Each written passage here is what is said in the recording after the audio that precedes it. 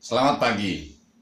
Dari kuliah umum melalui Zoom oleh Dr. Franky Aryadi, SE, MM, tadi malam, Senin 16 Desember 2024 dengan topik Prospek Ekonomi 2025, menilik masa depan keuangan Indonesia di tengah tantangan global, yang diselenggarakan Cycles Indonesia pada sesi Cycles Public Lecture on Financial Economic Studies. Ada satu topik yang menarik perhatian saya untuk dielaborasi sedikit lebih mendalam. Jika Anda ingin menonton materi kuliah umum tadi malam, silakan simak pada link di kolom deskripsi. Sangat menarik. Topik yang saya maksudkan adalah mengenai defisit dan surplus neraca perdagangan Indonesia dengan 10 negara tujuan ekspor utama yang datanya bersumber dari Badan Pusat Statistik berikut ini. Dr. Franky mengemukakan gagasannya mengenai tantangan ekonomi Indonesia 2025 dengan 4 poin berikut. Yang pertama, ketergantungan ekspor komoditas, yaitu mengurangi ketergantungan pada ekspor bahan mentah dan meningkatkan nilai tambah produk. Yang kedua, kesenjangan infrastruktur, yaitu mempercepat pembangunan infrastruktur untuk meningkatkan konektivitas dan efisiensi logistik. Yang ketiga, kualitas sumber daya manusia, yaitu meningkatkan keterampilan tenaga kerja dalam menghadapi revolusi industri 4.0. Yang keempat, ketahanan terhadap guncangan eksternal, yaitu memperkuat fundamental ekonomi untuk menghadapi volatilitas global. Mari kita elaborasi satu persatu. Dari tabel neraca perdagangan di atas, terlihat Indonesia hanya mencapai surplus perdagangan terhadap 5 negara saja, yaitu Amerika Serikat surplus 10 miliar US dollar, Jepang surplus 4 miliar USD, India surplus 6,3 miliar USD, Filipina surplus 3 miliar USD, dan Vietnam surplus 1,4 miliar USD. Sedangkan 5 negara lainnya mengalami defisit. Dengan China, kita mengalami defisit atau negatif perdagangan sebesar 12,8 miliar USD. Singapura, defisit 4,8 miliar USD, Malaysia defisit 2,1 miliar USD, Korea Selatan defisit 2,5 miliar USD, dan Thailand defisit sebesar 2,4 miliar USD. Apa yang menarik dari komposisi tabel di atas? Dari 5 negara tujuan ekspor Indonesia, terlihat ada 3 negara dengan surplus perdagangan terbesar, yaitu Amerika Serikat, Jepang, dan India. Sedangkan 2 negara lainnya, yaitu China dan Singapura, mengalami defisit. Bahkan China mengalami defisit terbesar dari 10 negara mitra dagang. Secara khusus, kita soroti China. Berdasarkan data Badan Pusat Statistik, pada tahun 2024, sebagaimana tahun-tahun sebelumnya, China merupakan negara tujuan ekspor terbesar Indonesia dengan 6 produk ekspor utama, yaitu gas bumi, batu bara, minyak kelapa sawit atau CPO, bubur kayu, paduan besi ferroalloy, dan nikel. Sependapat dengan Dr. Franky, saya meyakini 4 dari 6 produk ekspor utama ini adalah dalam bentuk komoditi bahan mentah atau raw material. Oke lah, gas bumi dan CPO mungkin hanya bisa diekspor dalam bentuk bahan mentah alias as it is. Tetapi produk lain harusnya bisa diberi tambahan nilai kan? Bubur kayu misalnya dijadikan dalam bentuk panel atau gelondongan. Batu bara bisa dibuat dalam bentuk briket, ferroalloy bisa dibuat dalam bentuk batangan pipa atau besi padat. Nikel misalnya, kita tahu saat ini otomotif dunia sedang berlomba membuat atau menciptakan mobil listrik dengan tujuan menjaga lingkungan hidup yang jauh lebih sehat. Utamanya China dengan inovasi hebatnya meluncurkan berbagai varian mobil dan sepeda motor listrik. Tentu saja membutuhkan baterai sebagai sumber utama tenaganya, dan nikel adalah komponen utama baterai. Disinilah Indonesia harusnya bisa memainkan peranan pentingnya sebagai salah satu negara dengan sumber daya alam nikel terbesar dunia. Tetapi itulah China, mereka akan selalu menang dalam hal dagang. Kalau perlu, mereka mengutangi negara lain dengan maksud dan tujuan tertentu, entah itu sebagai siasat untuk menguasai sumber daya alam ataupun pasar bagi produk mereka, nggak tahu juga. Sebelum Presiden Joko Widodo mencanangkan hilirisasi nikel, negara kita hanya mengekspor biji nikel tanpa mengolahnya terlebih dahulu di dalam negeri untuk memberi nilai tambah. Sekarang, dengan hilirisasi yang terintegrasi mulai dari hulu tambang, kemudian ke smelter, pemurnian, pengolahan, prekursor, katoda, hingga menjadi sel baterai kendaraan listrik, banyak nilai yang dapat ditambahkan ketimbang hanya mengekspor raw material saja. Banyak tenaga kerja yang terserap. Masyarakat sekitar pun mendapatkan rezeki dengan mendirikan warung makan dan toko kelontong. Pendapatan asli daerah pun meningkat pesat melalui pajak dan bagi hasil. Perekonomian pun menggeliat. Lihat perekonomian Provinsi Sulawesi Tengah yang bertumbuh 10,49% pada kuartal 1 2023 year on year, yang ditopang dengan adanya beberapa smelter nikel di Kabupaten Morowali.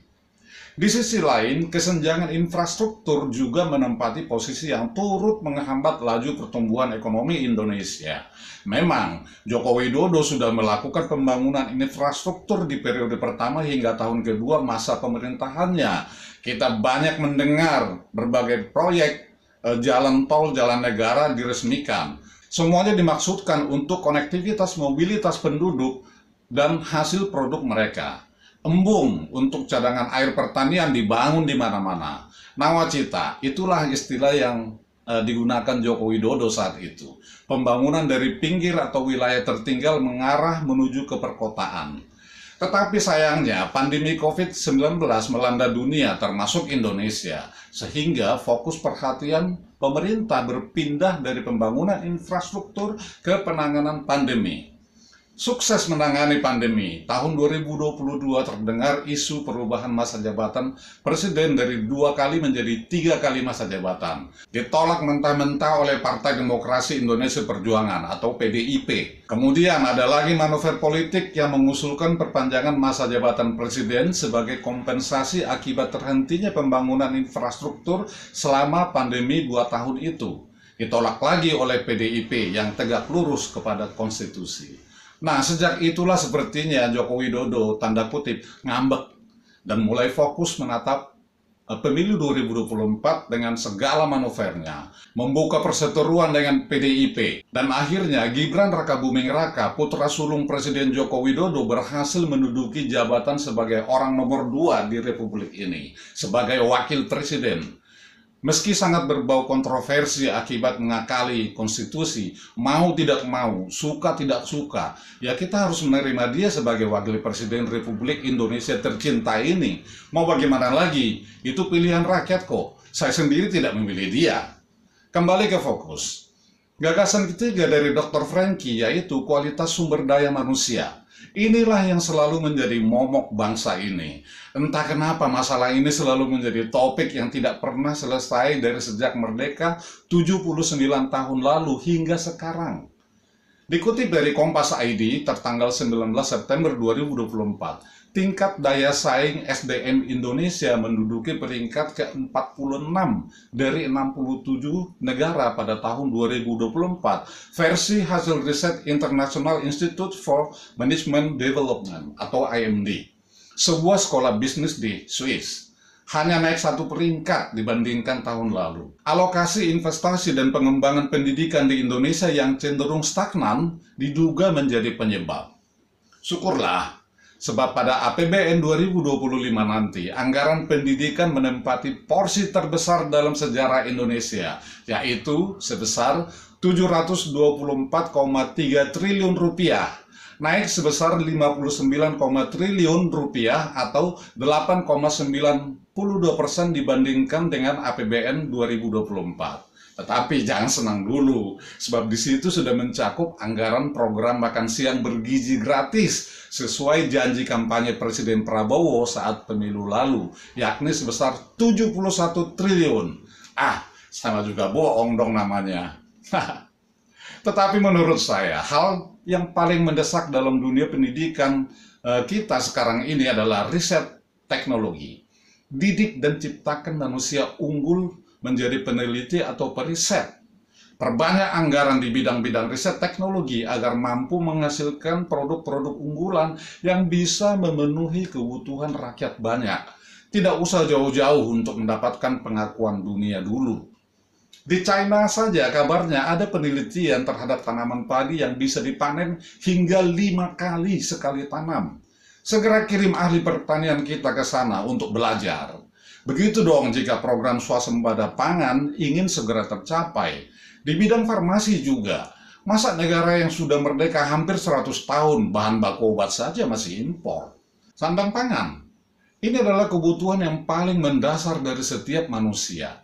Pangan semakin mahal saja harganya, sementara sandang yang dahulu dipasok industri tekstil domestik malah dibanjiri produk tekstil dari China. Batik aja sudah ada yang dari China loh. Jadi kita jangan bangga dulu mengenakan batik yang jelas-jelas, dalam kurung dulunya adalah produk batik embok-embok dari Jawa dan berbagai daerah Indonesia lainnya. Jadikan riset sebagai prioritas, sekaligus hargai juga para periset itu. Jangan disamakan dengan ASN lain. Jika perlu, gaji dan fasilitas mereka harus jauh lebih tinggi dibanding ASN atau karyawan lain jika mereka bekerja di perusahaan atau lembaga swasta. Di Indonesia, jujur saja, profesi peneliti atau periset dianggap profesi yang tidak bergengsi sama sekali. Lihat saja kehidupan sehari-hari mereka. Di Rusia, ini menurut Koni Rahakundini Bakri loh ya, akademisi dan peneliti sangat dihargai dan dihormati dalam tatanan masyarakat. Profesi yang sangat bergengsi, baik dari segi akademik maupun fasilitas. Lah di sini, yang ada saat akademisi yang terdiri dari para rektor dan guru besar berbagai universitas terkemuka mengungkapkan kegundahan mereka sewaktu kondisi diacak-acak beberapa waktu lalu, malah dihujat, diteror. Gagasan keempat dari Dr. Franky yakni ketahanan terhadap guncangan eksternal, yaitu memperkuat fundamental ekonomi untuk menghadapi volatilitas global, rasanya cukup klise lah. Saya tidak ada catatan khusus mengenai ini. Salam dari saya. Semoga ke depan nanti Cycles Indonesia lebih sering menyelenggarakan kuliah umum gratis dengan menghadirkan para pembicara bermutu sekelas Dr. Franky Aryadi SE, MM, atau lebih tinggi lagi. Acara seperti ini saya kira sangat bermanfaat bagi kaum terpelajar dan masyarakat awam seperti saya. Selamat Natal dan Tahun Baru bagi kita semuanya. Salam.